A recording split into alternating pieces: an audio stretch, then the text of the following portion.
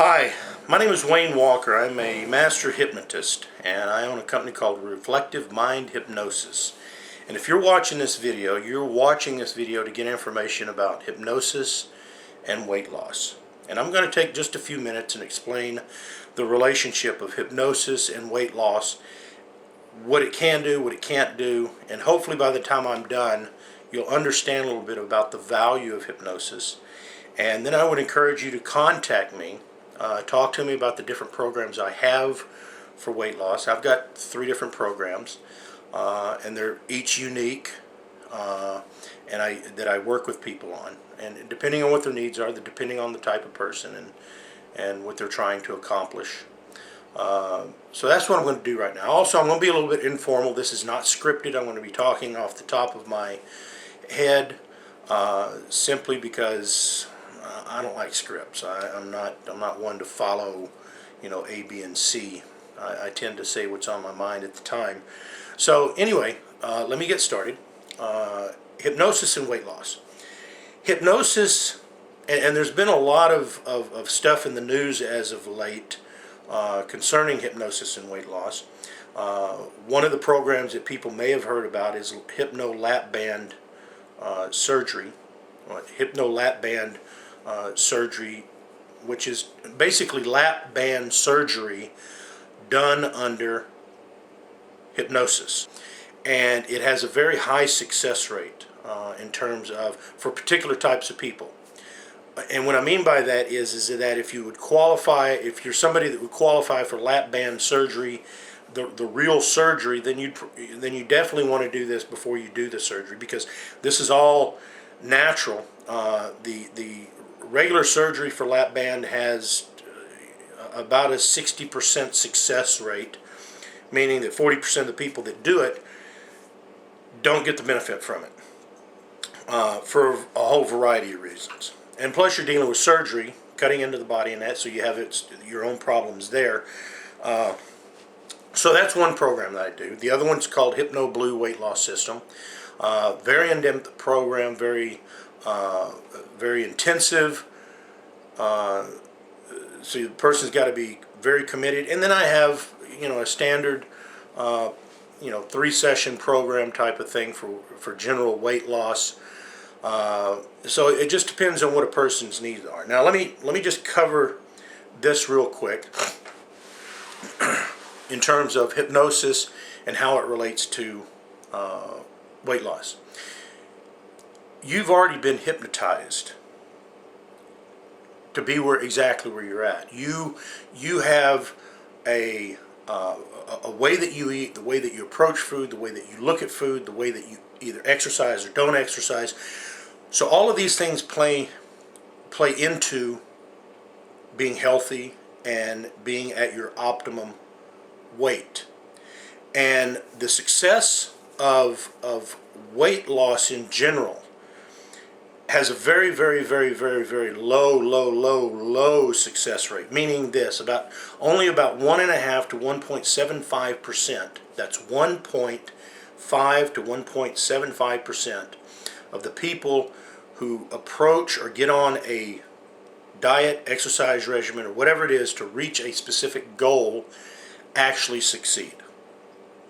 Which means that 98.5 to 98.25% of the people that want to get healthy and get to a specific weight fail.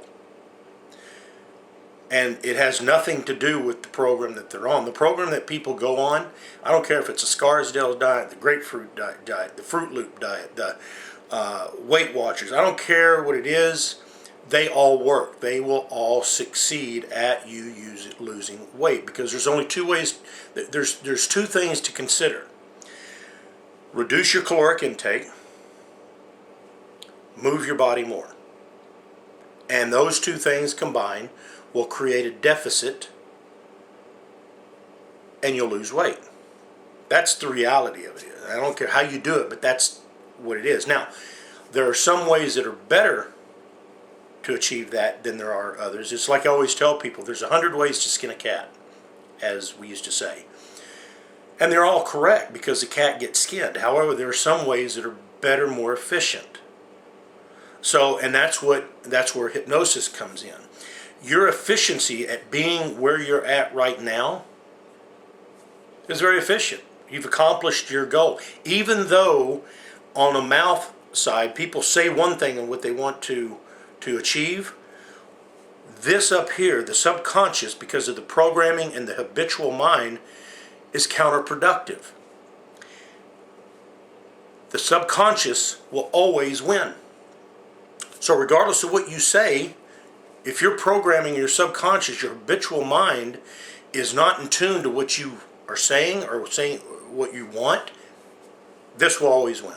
Every time. Every time.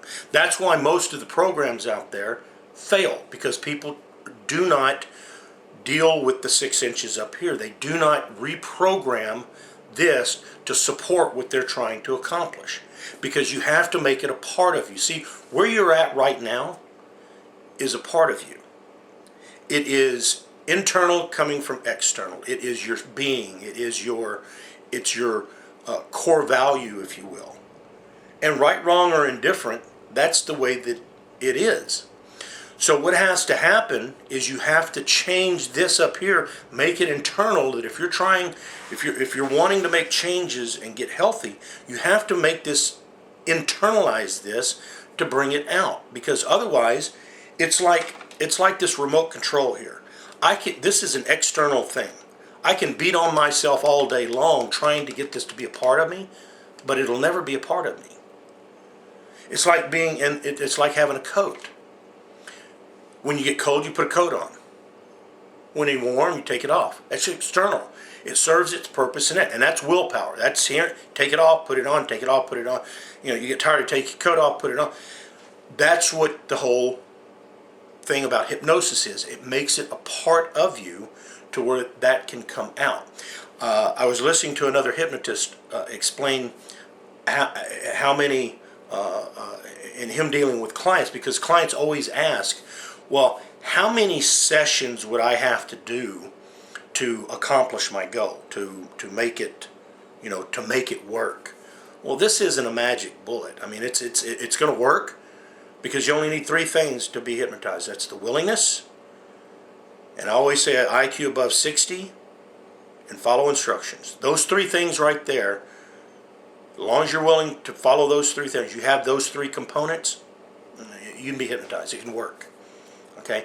I already know that you can be hypnotized, because everybody can be hypnotized. The average person goes in and out of hypnosis every day, anywhere from 5 to 7 times a day, naturally. It's a God-given tool that we have. Hypnosis goes back thousands of years. Hypnosis is mentioned in the Bible in several different locations. In hypnosis, understand this, the word hypnosis, don't get hung up on this word hypnosis. The word hypnosis is a fairly new word that goes back to about the mid-1800s, somewhere around in there, that actually came into formation.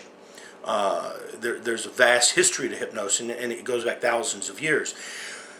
But for the sake of argument, and so everyone understands what we're talking about, I use the word hypnosis. But once you get in front of me, we have our consultation, I explain it to you. I kind of morph that word hypnosis into something that you can grab a hold of and go, oh, really, that's it. Okay, so let's not get hung up on that. But one of the hypnotists that I had the pleasure of listening to, because I do a lot of training, additional schooling, additional research, classes, books. I'm a sponge when it comes to this subject.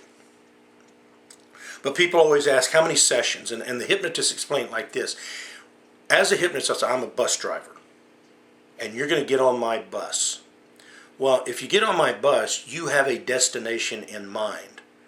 Now understand that there are other people on this bus, and everybody's got a different destination. So your destination, it may be the next stop, or it may be 10 stops down my route, or it may be 15.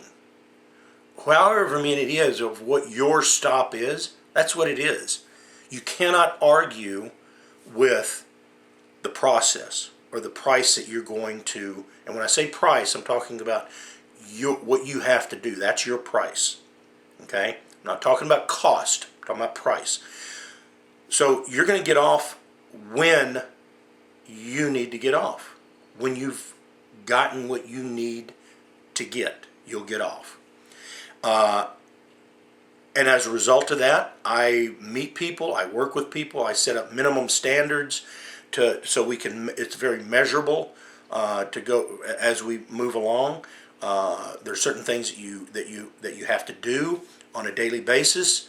But most of what's going to happen as this process goes on is that you're simply going to be hypnotized, and you're going to hear certain suggestions while you're under hypnosis. We're going to change this up here. So a lot of what you're going to experience is simply going to be going on here, and all of a sudden you'll notice that you're making different decisions. You'll notice that your subconscious mind is urging you to get up. Have you ever sat down at the end of the day knowing that you had to do something that you didn't get done, but maybe it slipped your mind, or you really didn't want to do it, whatever, but you sat down at the end of the day and you're sitting there, and all of a sudden this nagging feeling comes on you. Gosh dang, I forgot to do this, or I needed to do that, and it just keeps nagging you until finally you just, I just got to get it done.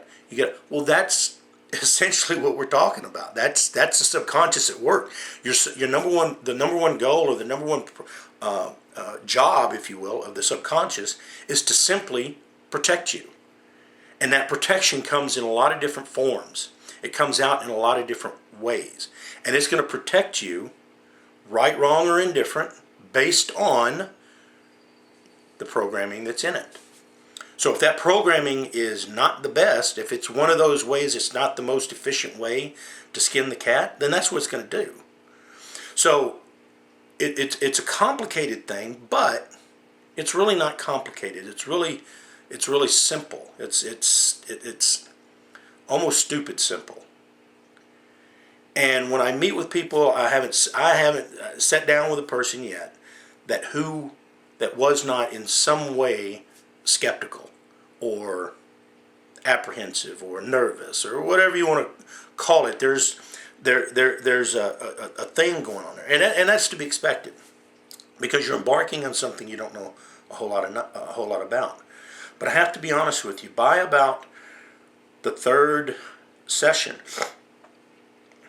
people start to wake up and they start going, oh, and they start to get comfortable, and they start to understand what hypnosis is, and they understand the subconscious mind, and they're being given, and I'm giving you tools that you're going to be able to take, and then at a later date, if you're willing to put the effort in, that you can retrace and utilize hypnosis, self-hypnosis, to do just about anything that you want.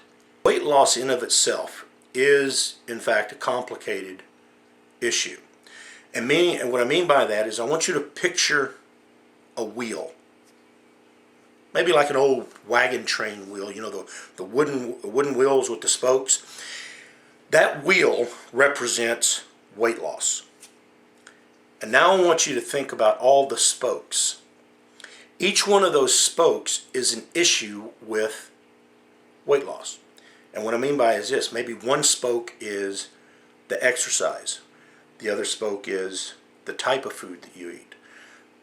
Other spoke is the amount, when you eat, how you eat, how you feel about food, what your relationship with food is, the reconnecting of your conscious mind or your subconscious mind, or both, to your body, so that it's communicating effectively to letting you know when to stop. Give me a phone call, give me email, and then we'll go from there. I look forward to talking to you. All right? Talk to you later. Bye.